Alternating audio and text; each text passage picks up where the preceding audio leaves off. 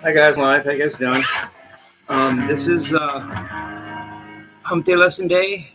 I forget what episode it is of that, but I'm gonna do a lesson. It's Humpday. It's Wednesday. And before I do the lesson, I want to announce that I know I think of a lot of band names, but my latest one is the Vapid Rampants. Vapid is VAPID. Rampant is RAMPANTS.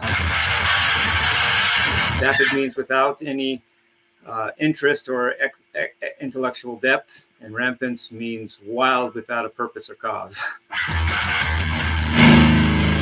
As in running rampant, with the Vapid Rampants.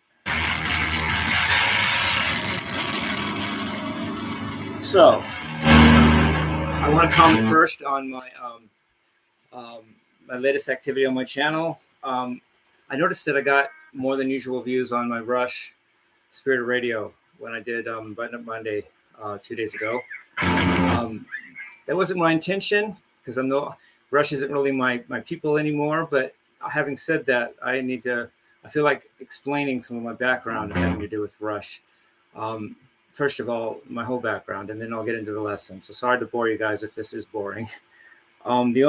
My adoptive family were non-musical, no talent in my adoptive family. So the only music I knew when I was like in third grade was either music I had to sing in church or school. It was all 3/4 time, either patriotic anthems or church things. And I thought I didn't like music.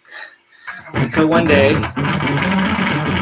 when I was 9, my cousin Kathy had 3 8-tracks. And she had the first Aerosmith album, 1973, The Best of BTO, and Peter Frampton Comes Alive, 1976. And I fell in love with rock and roll heavy metal. I knew that's what I wanted to do, and I never stopped. But then I dropped it for a while because I just was too little, too young, whatever. But then my next second musical awakening, if you don't count the first thing as an anti-awakening, the church and school thing, was when I was 13 in 1980 when Permanent Waves came out by Rush, and the first song I heard from that album was The Spirit of Radio, and it just knocked me out. I was just like I was a total Rush head from 1980 to 1982, which is 1982 is the year I started playing guitar, and then I got into other people. I did my first song was Red Barchetta, which took us 4 lessons for me to get. The first 4 lessons I ever had. Or maybe I did 1 or 2 just to read music, so the mom would be happy. LOL. And then I got into Richie Black. No, first it was Jimi Hendrix, then Richie Blackmore, then Eddie Van Halen, then Alan Holdsworth. But I gotta admit, I mean, it's just the truth that it was The Spirit of Radio by Rush that got me back into rock and roll, when I was 13 years old. So love you guys, Rush. And R.A.P. Neil Peart, greatest rock and roll drummer that ever lived, in my opinion, in IMHO. Okay, so enough of that. I was going to make a separate video for that background, but I figured why do a separate video when I'm just going to do this video now anyway, the lesson video, and it feels like I'm being stupid to shut it off and turn it back on again. But I call my band the Vapid Rampants now. Okay. Lesson mode. You're going to really learn, I hope. I want to talk about some of the things I've done and playing wise on my channel and kind of analyze them, break them down. And I want to do some blues stuff. Which do you guys want me to do first? The blues kind of recap, or do you want let's do the blues first, just because it's more boring. Let's get it out of the way. Last time I was talking about in the key of B, a lot of it, I was doing like a B dominant 7 to a, let me turn some distortion down so you hear it better maybe. A B dominant 7. Just clicking the mic. That's loud, man. Sort of distorted though. B dominant 7 to a B diminished 7th, then to an A sharp diminished 7th, and then to another B dominant 7th. I made a couple mistakes last time I did my lesson video last week. First of all, the first mistake was I didn't mention the chord. I didn't tell you the notes and the strings on the last dominant 7th chord, so you'd be up to just watching it. So let me go through that whole thing again. The first in B blues, the first B 7th chord is fourth string, 9th fret, 3rd string, 11th fret, 2nd string, 10th fret, 1st string, 11th fret. That's B7. Then the next chord, this is a turnaround. The next chord is B diminished 7th, which is actually an incomplete G dominant 7 flat 9, but we'll call it B diminished 7th for now. That is 4th string, 9th fret, 3rd string, 10th fret, 2nd string, 9th fret, 1st string, 10th fret. And then the next chord is an A sharp diminished 7th, which is also an incomplete F sharp dominant 7 flat 9, but I'll call it A sharp diminished 7th for now. That's 4th string, 8th fret, 3rd string, 9th fret, 2nd string, 8th fret, 1st string, 9th fret. And the final B dominant 7th chord is 4th string, 7th fret, 3rd string, 8th fret, 2nd string, 7th fret, 1st string, 7th fret. So that's the frettage of it.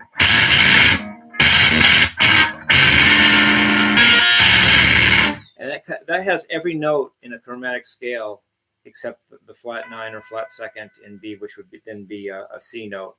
It has every, if that's in the key of B, and it has every note in the chromatic scale except C, which means it's very notitious. It's got lots of notes, but Satriani always said the mind can hear 11 notes in one session or one context, but not all 12. So that's perfect for that scenario. We can hear all the notes because we can hear 11 notes at once. We just can't hear 12 at once. It blows our minds or something like that. That just went louder suddenly. Loud is a good thing, right? So, and then I made another mistake when I was talking about, what was I talking about? I was talking about, I was going, what was I saying? I was talking about, I'll get this. Oh yeah. I was talking about, I was talking about major 6 chords used in blues. Satriani in Satch Boogie, he goes.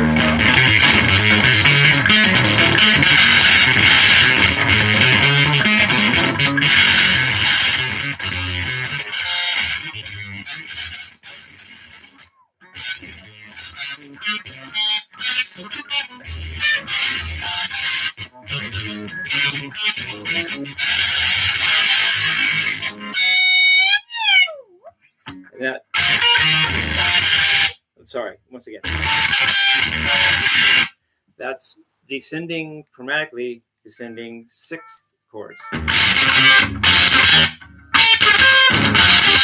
In this case, since he's in the key of A, and the chords are F sharp 6, F6 to E6, and once again a different voicing of that, F sharp 6, F sharp 6, E6. The 6th chord could also be considered a minor chord if you think of it differently. Like the F sharp 6 could be considered a D sharp minor, and then the F6 could be considered a D minor, and then the E6 could be considered a C sharp minor. But I'm not going to do that. I'm going to just keep them as 6th chords. It just fits better for analysis. And I was saying that in the key of B, that would be, if you revoiced it in the key of B, that would be G sharp 7 to G7 to F sharp 7. But then again, I said 6, didn't I? So actually, it would be this. And that's very distorted. I hope you guys can even hear it.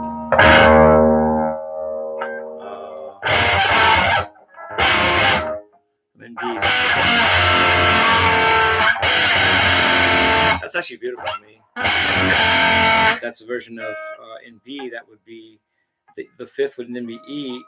The 5th would be F sharp. So how would you do it?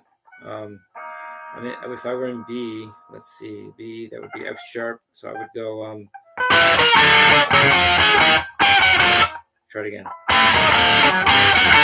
That would be a B version of the Satch Boogie thing.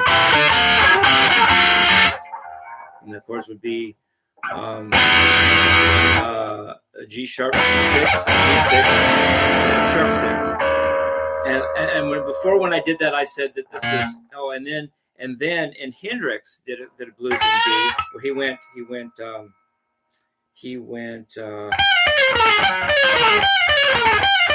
and I was saying that's a melodicized version of, which is a different set of 6 chords that are descending chromatically.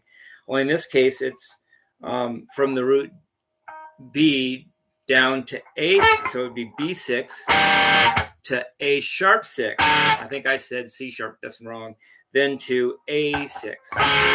So it's B6, A sharp 6, A6, which in this verse in here would be B6, A sharp 6, A6, which is then if I added from the Satch Boogie thing, if I added G sharp 6, G6, and F sharp 6, I have every 6th chord from chromatically descending from B to F sharp from the root to the dominant. So I would have B6, A sharp 6, A6, G sharp 6, G6, F sharp 6. So there's a lot of chromaticism happening in blues if you take it far enough, and I like that about it. You know, I like the weirdness of blues, and eventually becomes jazz, and eventually becomes fusion if you take it far enough. There's no clear line or line, you know, like line defining that really. If you don't want there to be. And then what else was I saying? I was saying that, and I cleared that up just now because before I had said the wrong notes. I said something different. It was not right. Anything else? Well, we're on the blues topic. Again, I like the Robert Palmer thing. I think he starts it in. He's in. Maybe it's in B. Oh, sorry. Just again.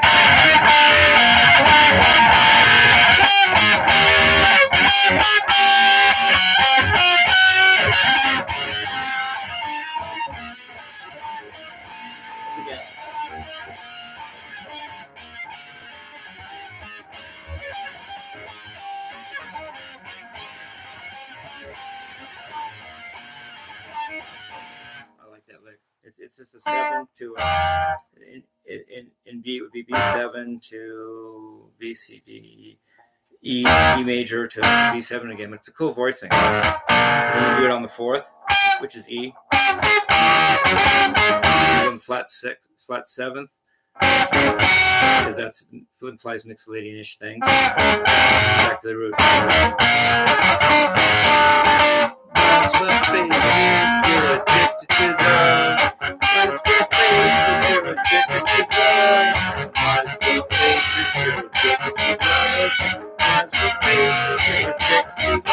I like it. And I mentioned the Van Halen thing where he goes. That's at the end of Bottoms Up. The solo's in A.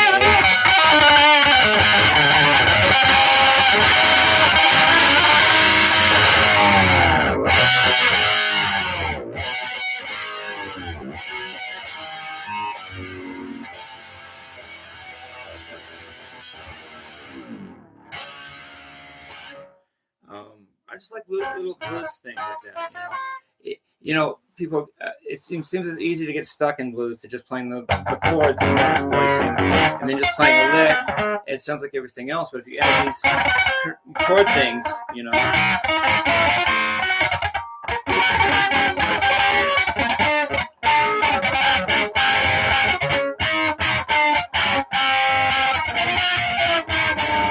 You get more interesting flavors. You know, it can sound like you're actually playing something interesting rather than just playing blues. Let's just turn it on something else. Okay, that's the blues. I want to recap that. Now for my interesting things I really want to talk about in this lesson. One is the Steve Vai thing I learned by CD, and I challenge anyone to show me how I did that by tab. It's from Live Rockin' on the Bay, 1997, live in Tokyo with Zach Wild, Steve Vai, and Motley Crue. And Steve does a song called San Nanabushi, which doesn't even appear on any of his albums. And then he does a cadenza that I know that. Show me the transcription if you think I did that by tab, but now that's enough of that. So I love it. I love that thing. So Samson Nanabushi is an A, and the cadenza starts with an. You know, I rather than go into that, you guys can do that.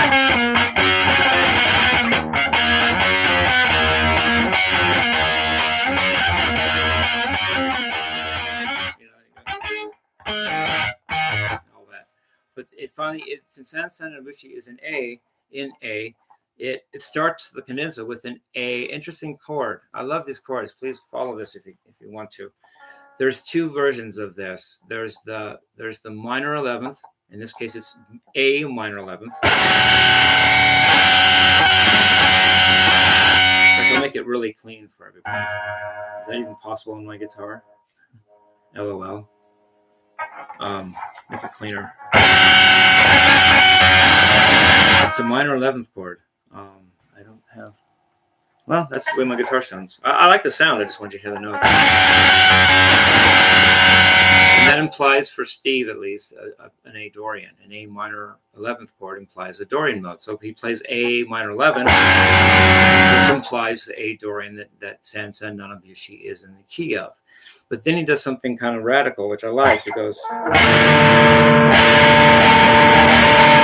That's an E major 7 sharp 11, because if you raise the 3rd, 7th, and 11th tones of a minor 11th, you get a major 7 sharp 11, which to Steve implies Lydian mode. Well, to anybody, because it has a sharp 11 in it. The only Lydian mode is the only mode that has a sharp 11. Unless you were to go back to Locrian and count the flat 5 as a sharp 11, but that's kind of ridiculous in this context, I think. E Lydian there. And then, since E Lydian is also C sharp Dorian, he plays around with that.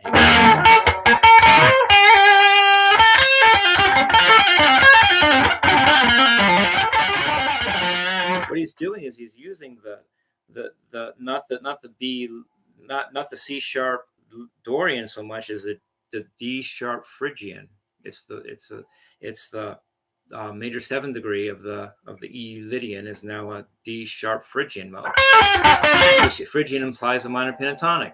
Phrygian, Aeolian, and Dorian all do that. All play a minor pentatonic. So he's playing D sharp minor pentatonic over an E major 7 sharp 11 chord, which implies E Lydian, which is the key that you're in. If that's not a head full and a handful, what is? Right?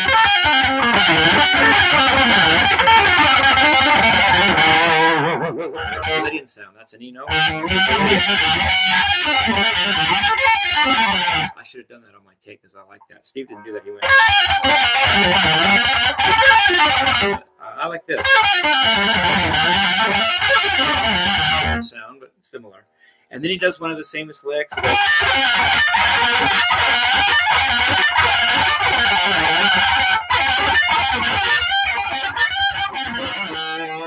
that's a minor 11th lick. It's got minor 11. It's got every note in a pentatonic scale in it. In this case, G sharp minor pentatonic, because it's got the root, minor 3rd, 5th, minor 7th, and 4th note. 4th as the root of the thing. So it's a G sharp minor 7th with a C sharp in the bass, which C sharp is the 4th note in G sharp minor 7. And since the 4th is also the 11th, it's a G sharp minor 11th arpeggio, which is basically all the notes of a G sharp minor pentatonic scale in it.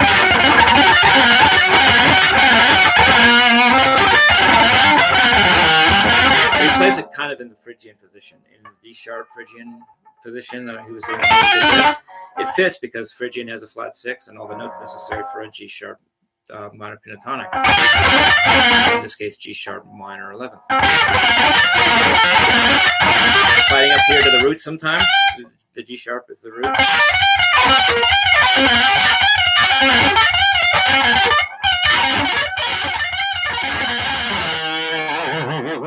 That's cool. Then he does a G, of all things, a G7, the G7, G major 7 sharp 11 chord. This is G major 7 sharp 11 implies E Dorian, he goes to E Dorian for a little bit. I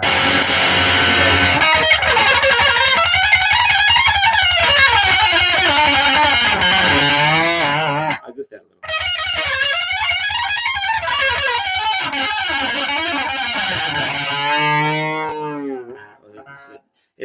It is G Lydian, but he kind of plays it like E Dorian because there's modally equivalent.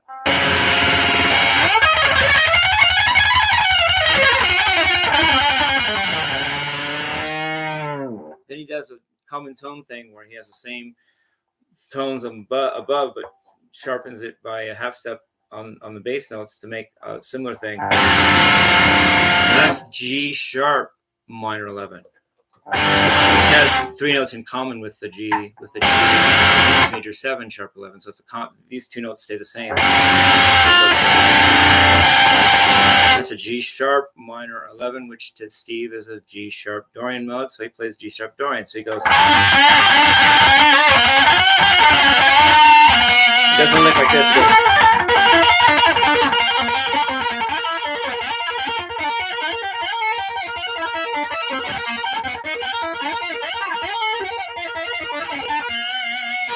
That's based on the, if you're in G sharp Dorian, you are also in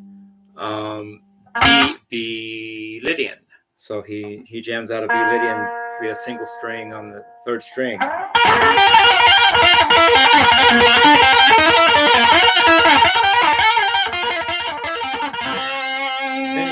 Then since G sharp Dorian is also A sharp Phrygian, he grabs a note from the A sharp minor pentatonic scale, which would be all frets across on the 18th fret of the guitar, but he goes to the 2nd string and plays this. Did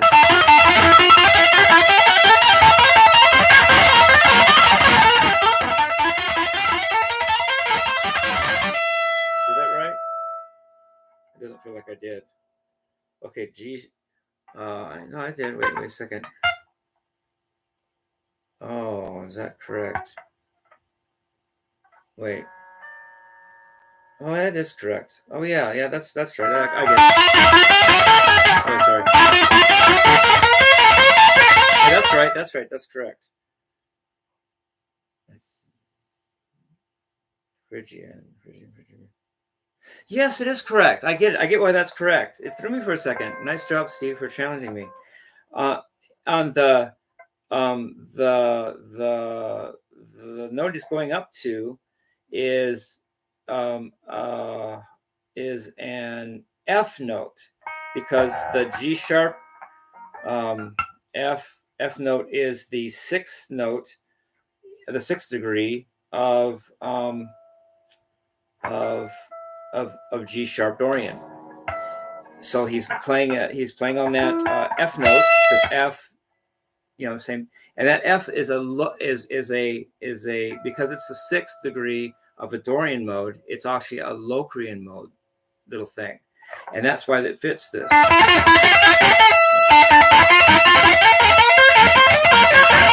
See that?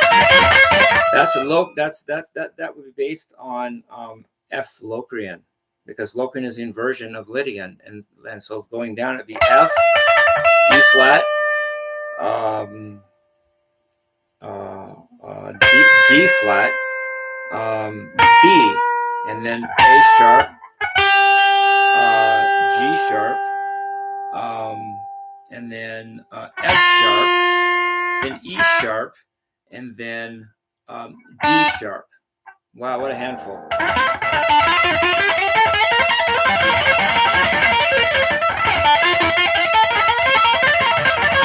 And then he goes to an interesting thing. It's a B major 7 arpeggio.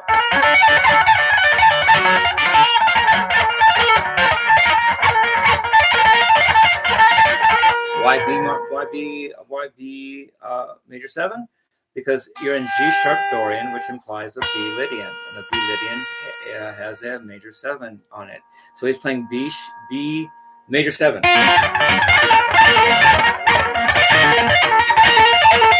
If you played it as a major triad, it'd just be you get to the major 7 by going from instead of playing B on the horn, he plays A sharp.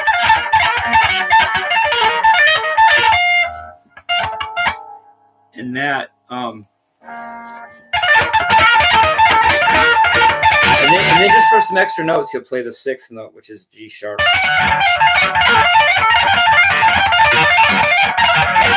Then does a cool thing. He goes to C sharp, no, A sharp. I almost made the same mistake. A sharp minor 7th arpeggio.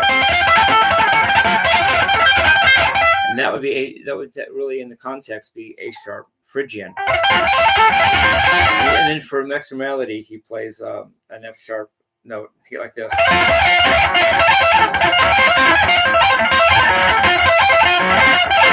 And back to the B major 7. I go back and forth.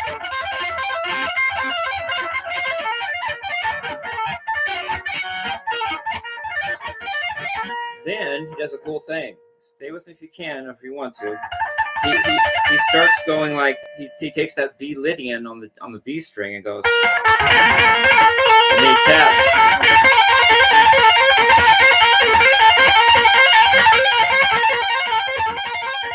That's B Lydian on the B string, and he plays the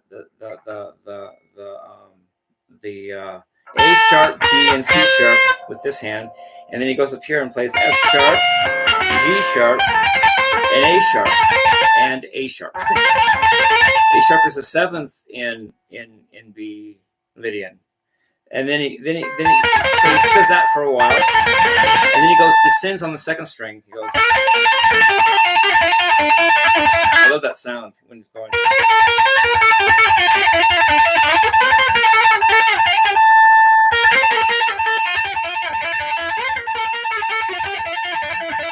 I love that for some reason. And then he's then he's back down to G sharp Dorian, and then he slides his right hand to the G sharp Dorian position, which is the 16th fret, and does this whole lick. But in this case, he adds the Phrygian position of that, where you have all the frets across the 18th fret as well to it. So he's going.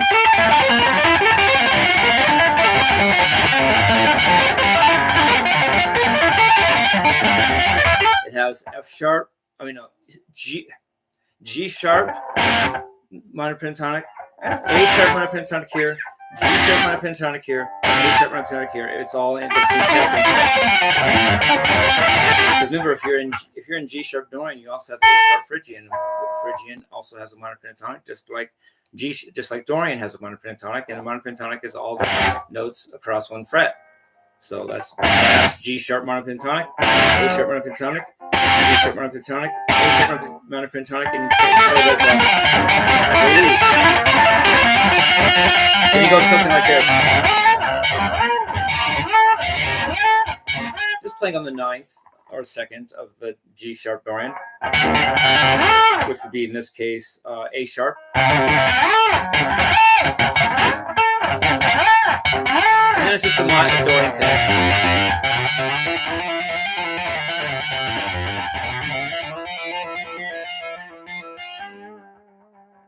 It's all G sharp Dorian like. And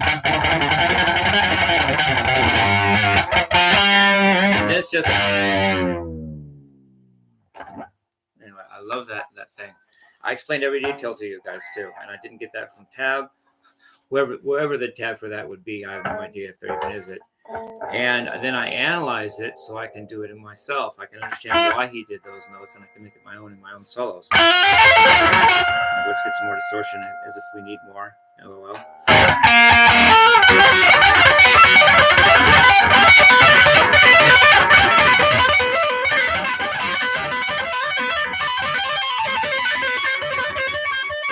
get that better. Let's see.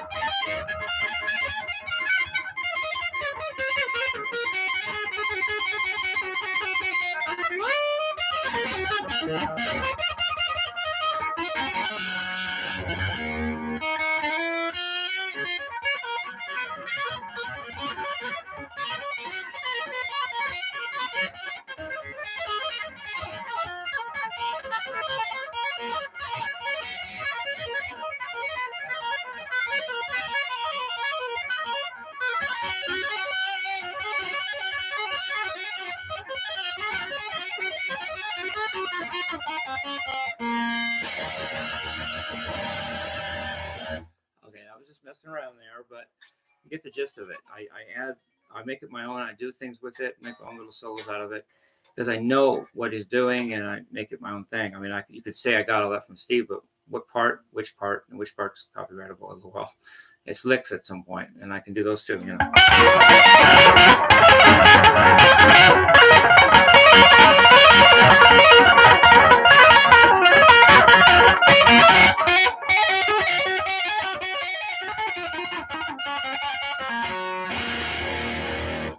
Anyway, now one last thing I want to do before we end the lesson is I want to talk about the chords that I didn't really explain that well in this. I said I was playing A minor 11.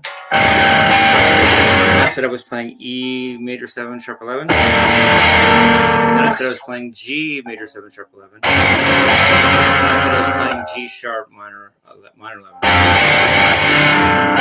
The first part is, like I said, the major 7 sharp 11 implies Lydian mode, and the minor 11 implies Dorian mode. But let's analyze those chords a little bit more, and then I can play the chords like I want to and make stuff up that way too. Let's say I have a B minor 11. Well, actually, you could have a ninth like this. I don't have enough fingers to do it. And I can have a minor third like this. But it sounds too obtuse. It sounds too active, like too many strings are playing, too many notes. I take out the minor third. Here's the minor 7. Here's the perfect 4th. Here's the ninth, but take it out. Here's the 5th. Leave it in. Here's the root. You just go. Then for the major 7 sharp 11, you can descend on the root in the 5th. Or you can ascend on the 4th and the 7th.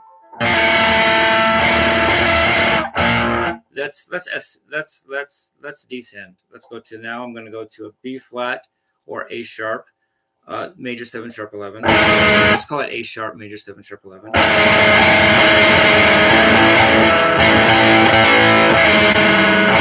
You have a 9 with too many notes, too many fingers, and you could have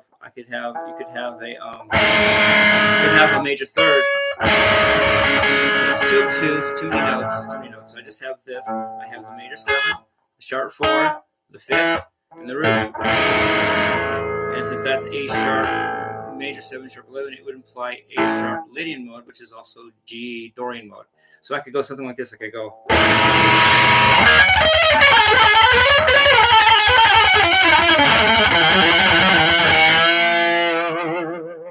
All that came from, all that came from this.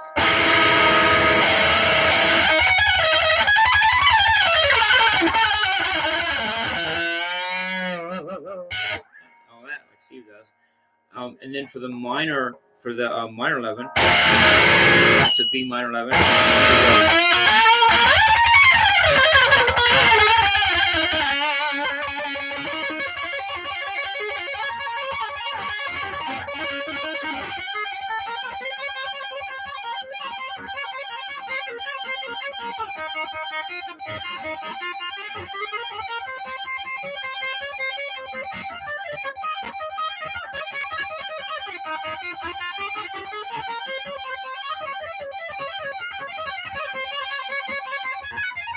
And then I would let's see, make sure I know what I'm doing. Oh, that it would that was B flat.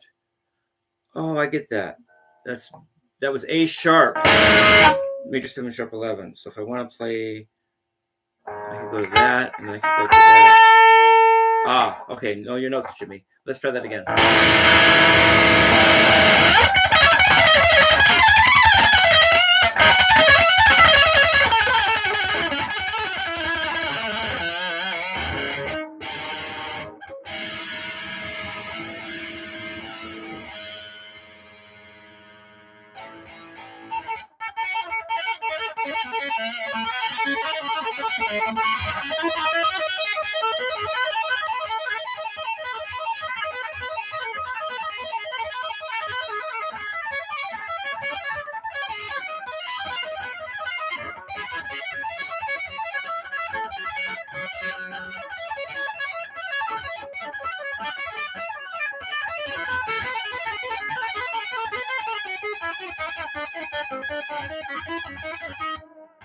Try it again.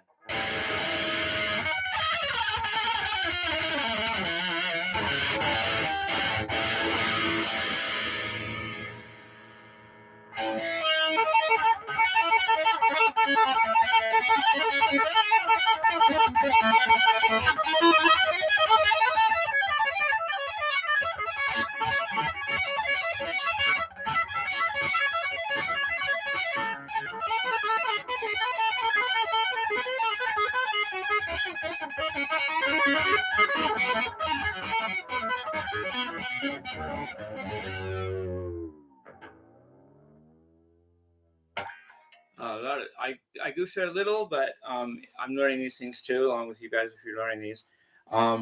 It's just a few finger twisters, you know.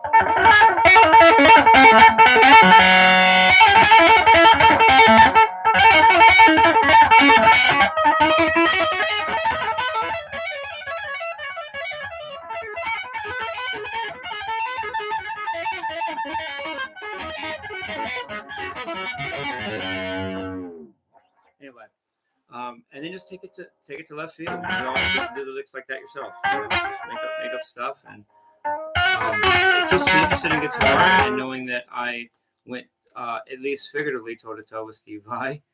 He's one of my favorite guitarists ever. Someone wanted me to do something. I'm just having fun now. Someone wanted me to do something on muting, muting. I don't want to leave anybody hanging, so let me do as much as I can about that. Dude, they wanted me to do lessons on muting. Just bar with your first finger and your thumb all the frets, all the strings. See that? I'm not playing anything, but nothing's ringing out because I have my first finger across the 5 or 4, and I got my thumb across the 1 or 2. Then when you play notes, you're already muting.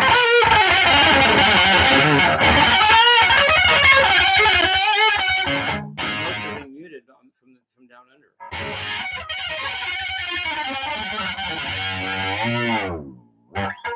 That's my main way of doing it. And then with the right hand, you can mute also, so you don't pick unwanted strings.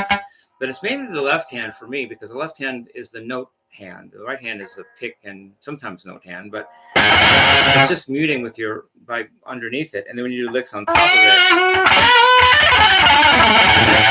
And then, of course, I like, and for legato, same thing. I like Steve Vai's idea. You can take a rag and put it on the bottom end of your guitar, but that looks stupid and is tedious to keep up with and then take on and off. So put your right hand across and do the same thing. I said, mute everything, and then when you do a note,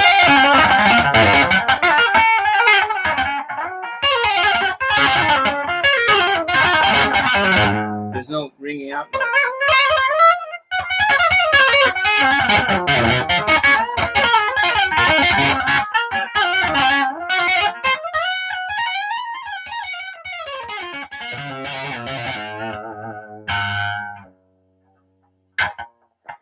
That's one of my favorites too. And speaking of that, I like Steve Vai's tapping hand over hand stuff too. It'll go like,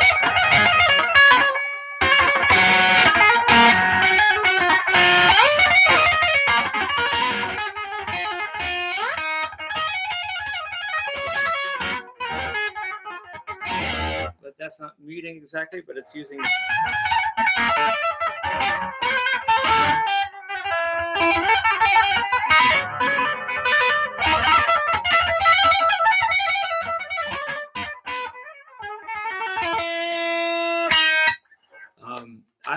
so that's all I really. And then also, I guess you can mute with higher fingers, like not just that, but when you're mute, if you're playing like a band, you can take your pinky and mute that string a little, maybe. Then again, play it if you want. And then if you're playing it with the third finger, you can mute the D string too, like by touching it. You're not just pinning the third string out of context. You're also kind of muting the fourth string with it. No, there for big time, because you got it muted underneath, and you got it muted by the third finger that's bending. And then here, this finger can be muting as well as playing the note. So I hope that suffices for the person that wanted a muting lesson. It's really the best I can do. Muting is one of those things you just develop over time. You don't really think about it until basically one day you wake up and you're able to do it. I don't know. There's no real formula, but. And I want to update my Michelangelo technique. I was putting my fingers on the fretboard, and that's cool with the picking hand, but sometimes I want it free and just try to do short strokes anyway, even though you're not nailed to the fretboard, I should say. It's not necessary whether you put your fingers on the board or up. It's necessary how you pick. I feel a little freer with the hand up than I do with it on there. I don't like that as much. I can still pick like really accurately.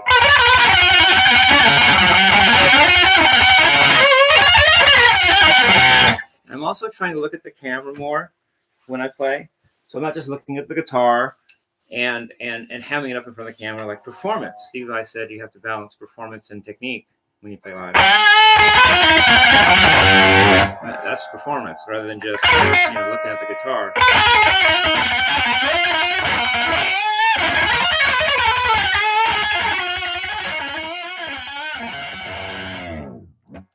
And it's fun. Who wants to stare at the guitar all day? If you know the notes, you shouldn't have to.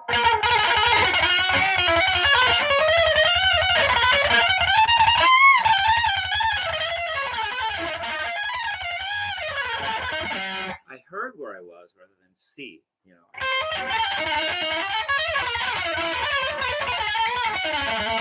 I just went from, just changed key, but I knew where I was.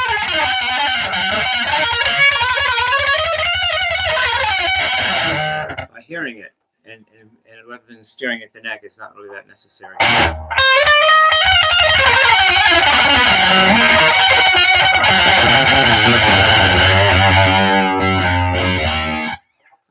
And the matter says that if I don't look at the neck, I'm more likely to hear my way through it and do better because I'm hearing, not just looking.